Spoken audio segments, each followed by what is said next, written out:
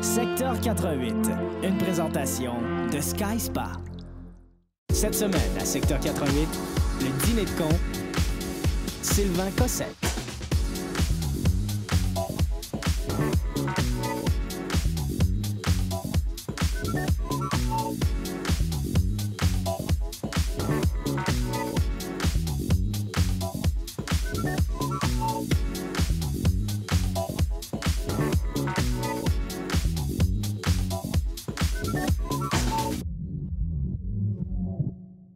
Salut tout le monde, ici Sarah. Aujourd'hui, on a le plaisir de rencontrer pour vous Marcel Leboeuf et André Robitaille dans le cadre d'une pièce qui sera présentée en janvier prochain à Québec. Un classique qu'on revisitera pour vous, la pièce Le Dîner de con qu'on verra du côté de la salle Albert-Rousseau du 8 au 10 janvier prochain.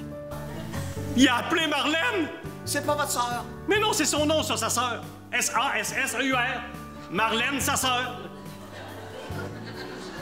Allez épouser un gars qui s'appelle sa sœur. Son mari, c'est sa sœur.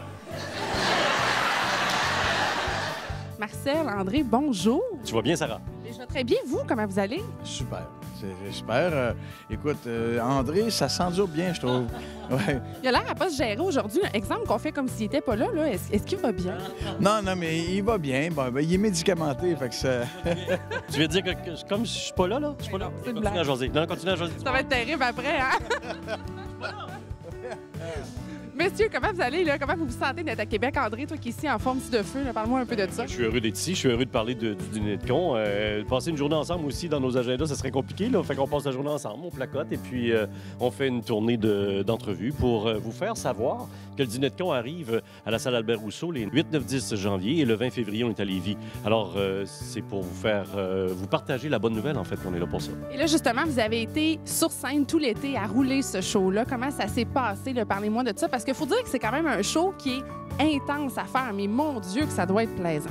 Ah, t'as raison de le dire, c'est vraiment plaisant parce que, tu vois, on a commencé ça début juillet à l'Assomption. On a passé l'été là.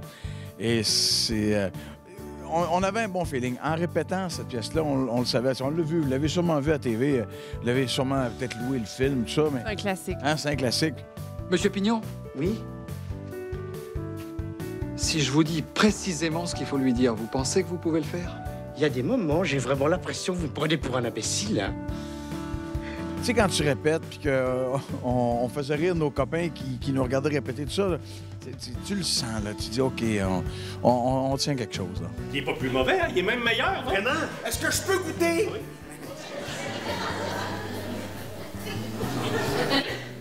Hey, c'est bon à savoir, hein? Ça marche pas. C'était pas la première fois que tous les deux vous vous retrouviez sur scène pour le théâtre. Non. C'est la dernière, bon, on se fait voir. On n'est plus capable. Non, c'était pas la première fois, mais au début de l'été, André était pas très bon. Mais il s'est amélioré.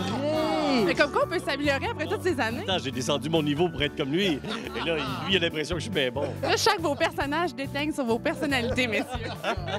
Et là, Mais effectivement, on est bien dans ces personnages-là. C'est un peu bizarre à dire parce que là, je parle d'un con puis d'un méchant. Je résume. très méchant. Ben, il y a ça. Je l'aime pas, là. Ben, ouais, mais on devrait l'aimer un peu plus. On s'attache. C'est ce que j'essaie de travailler aussi, parce que c'est quelqu'un d'amoureux, c'est quelqu'un de passionné. Mais oui, c'est pas très cool ce qu'il fait. Mais le revirement, souviens-toi, le con n'est pas vraiment le con qu'on pensait. Puis lui, ce gars-là, il est vraiment écœurant dans le con. Là. Il est vraiment parfait.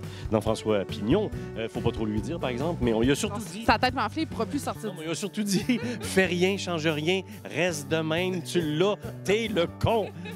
Non. Mais pour vrai, c'est d'une justesse à tous les soirs. Marlène? Oui, qui est-ce que vous avez retourné tantôt, Pignon? Marlène? Comment? Elle est là devant vous, là, Marlène. Qui est-ce que vous avez retourné tantôt? Oh non, c'est pas vrai!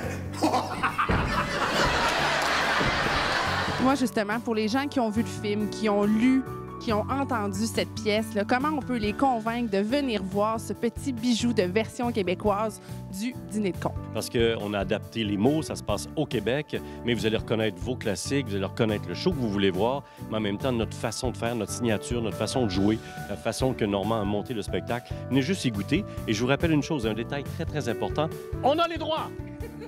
Il parle bien, hein? Mais c'est Français. nouveau. C'est nouveau. Oui, ça, c'est comme en parce qu'il parlait français. pas bien comme ça Non, avant. je sais.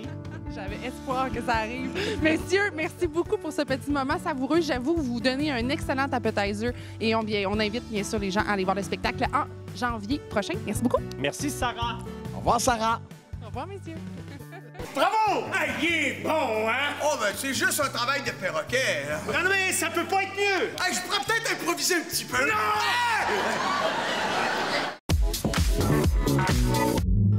Salut, ici Jonathan Fournier. Aujourd'hui, on est au Capitole de Québec pour rencontrer un des artistes musicaux les plus populaires au Québec depuis plusieurs années. Il a sorti un album tout dernièrement titré Accord. On rencontre Sylvain Cossette.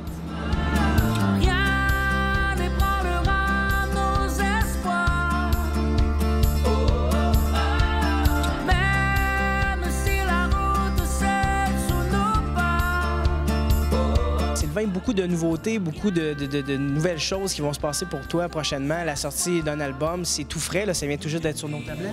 Ouais, album, écoute, cet album-là m'a surpris moi-même parce que j'étais pas censé faire un album aussitôt parce que ça fait quand même une couple d'années que je roule. Puis je me suis mis à avoir de l'inspiration pendant l'été, assez d'inspiration pour que ça me dérange pour que je sois rendu avec plusieurs chansons. J'ai dit à mon équipe, ben, j'ai un album de prêt, alors sortons ça. Ça s'est fait très rapidement, le processus d'écriture, tu me parles de cet été? Ben oui, c'est ça, j'ai commencé fin printemps, début été, puis j'ai passé l'été à écrire des chansons, puis il y a des fois où écrire des chansons, ça peut être assez douloureux, où ça prend du temps, où tu te creuses la tête, où tu passes par toutes sortes d'émotions, puis ce coup-là, ça a été juste des flashs que j'ai eus. J'étais en train de faire autre chose, que ce soit conduire ma voiture, avoir une mélodie, avoir une idée de texte, puis revirer de bord, aller au studio, puis aller faire mes chansons.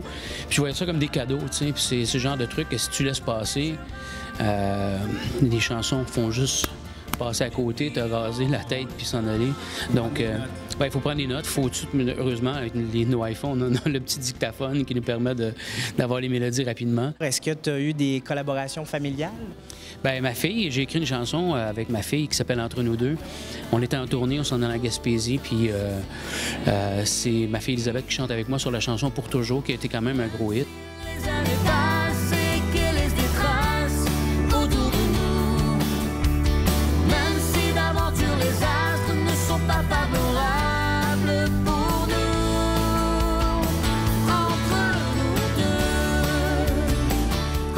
Puis j'ai dit, ce serait le fun pour écrire une autre chanson. Puis là, la tête est partie. Je suis arrivé à l'hôtel là-bas, j'ai écrit la chanson, puis je suis content de l'avoir avec moi. Puis ma blonde, André Waters, qui fait des chœurs sur la chanson Pourquoi. Puis ça, on était à notre chalet, puis j'ai un petit studio portatif que je traîne partout, justement, au cas où j'aurais des idées. Puis j'étais en train de chanter, justement, puis ma blonde est arrivée, et puis écoutait ce que je faisais. Puis je disais, hey, fais donc la voix en haut, fais donc l'harmonie. Puis on a décidé de garder cette voix-là sur la chanson Pourquoi. Autre projet dans lequel un membre de ta famille a participé, c'est un album, j'allais dire un album photo, mais c'est, comment on l'appelle, un recueil de photos? Photobiographie. Photobiographie. Ouais. Et on voit des belles coupes de cheveux là-dedans, Sylvain, c'est vraiment magnifique. Parle-nous un peu du processus, où ça nous a... comment ça a débuté? Premièrement, c'est un voyage capillaire. Et les gens de Québec vont reconnaître le Dagobert là-dedans, les années Dagobert et tout. Non, c'est ma fille Judith qui est photographe, puis qui fait toutes nos photos, qui a fait la pochette de l'album, qui a fait ce livre-là.